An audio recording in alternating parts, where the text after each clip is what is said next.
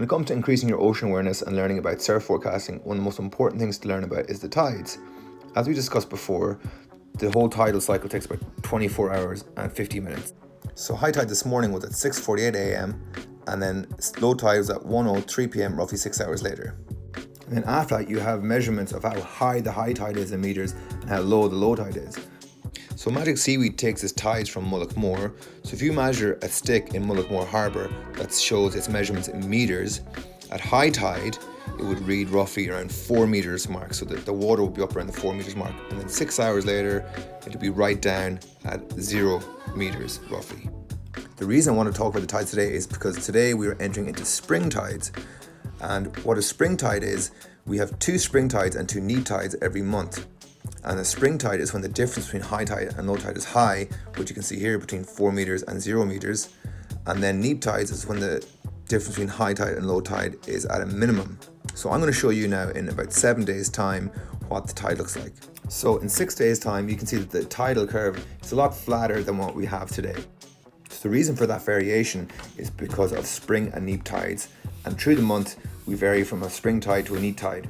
There's 2 spring tides per month and there's 2 neap tides per month. So every 7 days roughly it changes from a neap tide when the tidal difference is small to a spring tide when the tidal difference is large.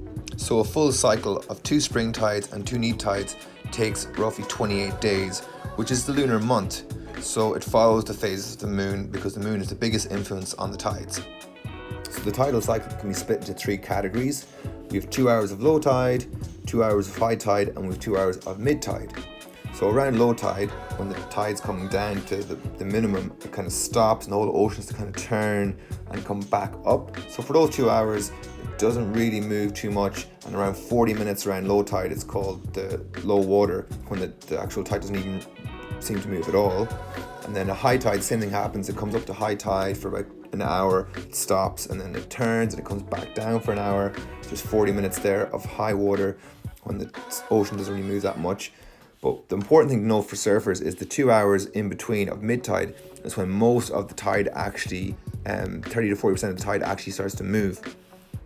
So in 6 days time, when we have a neap tide, you can see the tidal curve is a little bit flatter, the ocean moves in and out not so much, and the force of the tide isn't as great. But when you see the tide today, you see there's a much greater curve and the force of the tides will be greater.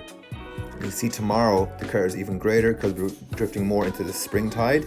So you go from high tide of a 4.04 meter to a low tide of a 0.3 meters. That's 4 meters vertically in the ocean. So that's a lot of water to move in 6 hours in and out of the bays and estuaries around Sligo Bay. So the important thing for surfers to understand is that during mid tides, the currents are going to be very, very, very strong around a spring tide like we have in the next couple of days. And when we're talking about rips as well, the tide plays a part.